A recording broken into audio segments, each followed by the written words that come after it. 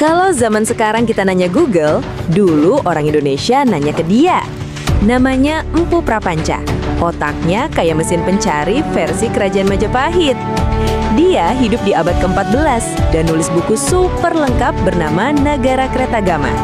Isinya bukan cuma cerita raja, tapi peta, adat, kota, sampai kehidupan rakyat.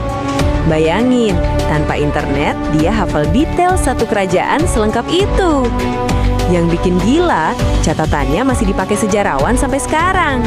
Dia bukan raja, bukan jenderal, tapi tulisannya bikin Majapahit abadi. Tanpa dia, banyak cerita Indonesia kuno mungkin hilang selamanya. Makanya, Empu Prapanca dijuluki Google-nya zaman kuno Indonesia.